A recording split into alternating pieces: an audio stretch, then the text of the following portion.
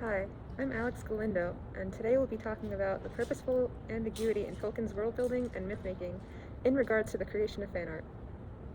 Now, I'm an artist, and many people may tell you that the key to having good art is having a good visual reference.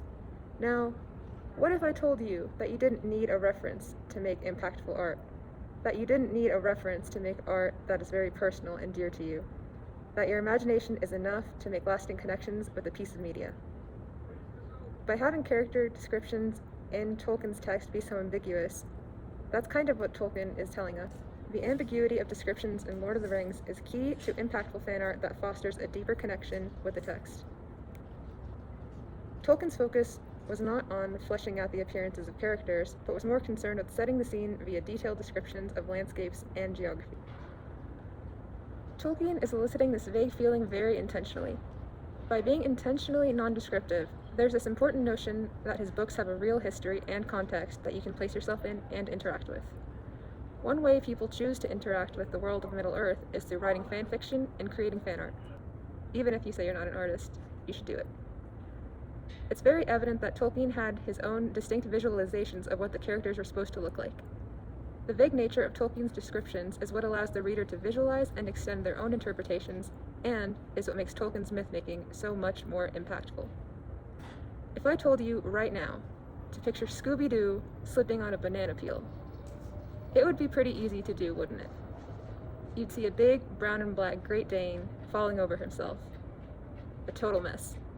Now, what if I said to picture Fëanor building IKEA furniture? What does he look like? What does his hair look like? I know that his hair color is described in the Silmarillion as being raven black, but that's kind of all we have to work with. Now, do you imagine him with flowing ebony locks, or does he have a bowl cut? These are the types of factors and variation in the versatility of how readers can visualize characters. I don't know about you, but if imagining Fëanor with a bowl cut doesn't bring me deeper into the story and myth, then I don't know what will. No, I will not be taking further questions about Fëanor and his bowl cut.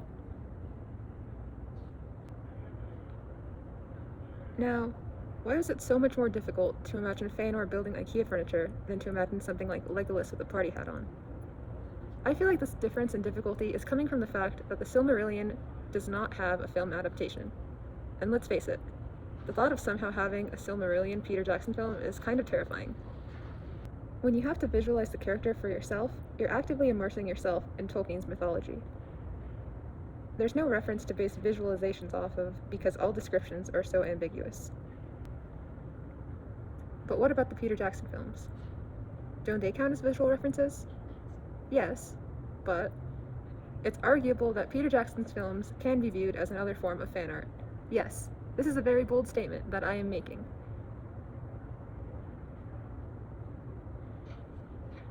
He did not write these books, but made movies based on them as a fan who made movies, which is art.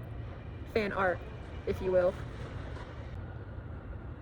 The goal of the books is more focused on world building and establishing a myth, while the Peter Jackson films focused on creating more action sequences. I feel like people who have been introduced to the movies first are often surprised by the lack of action in the actual text. Sure, there are definitely major battles that happen throughout the course of the books, but they are really meant to drive the plot.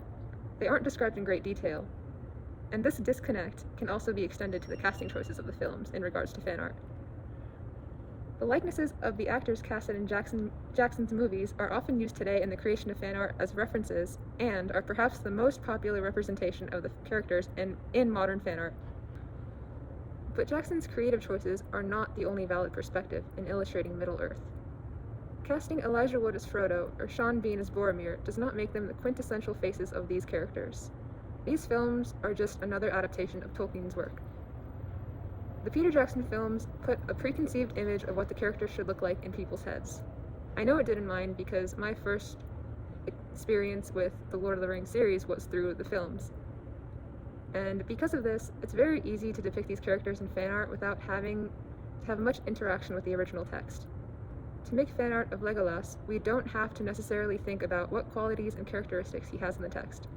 If we really wanted to, we could just do a Google Images search for Orlando Bloom.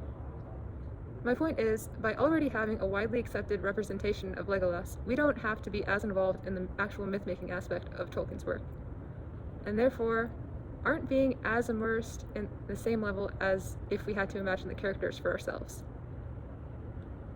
When reading The Fellowship of the Ring, Frodo can look like whatever we want him to look like.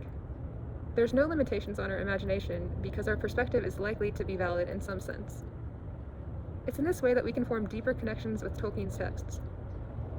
Artwork created by fans empowers artists to create their own interpretations of what the characters and scenery of Middle-earth look like. We can see a wide variation in fan art, like with what specific characteristics Aragorn is drawn with, to more broad interpretations, like how fans draw the trees of Lothlorien in differing ways. With that being said, we can spend a needless amount of time discussing whether we think this character has this quality or that, or has X or Y characteristic. But at the end of the day, these details are simply not described in the books. They are the results of fan interpretations of the text. Letting readers' imaginations guide them encourages the reader to visualize these elements of Middle-earth in a more personal, and therefore deeper, manner. Sometimes this deeper connection with the text doesn't have to be in the form of a grand-scale work of art. Sometimes there's fan-made alternate universes, or AUs, which imagine characters in different situations, like an alternate modern universe setting. These modern AUs do not have to be serious or deep to make it clear that the artist has made a lasting connection with the text. This inspires further elements of world building, which can be seen in works that exist outside of the canonical events in the text. A prominent example of this is in visual artist Molly Knox Ostertag's series of the Lord of the Rings inspired comics. In Ostertag's creation of diverging representations of Sam and Frodo, canonical elements of their personalities are shown, despite the fact that these events of the comic take place outside of the text. She employs light humor as a way to connect on a more meaningful level with the text, while still remaining true to her own opinion of what Sam and Frodo look like.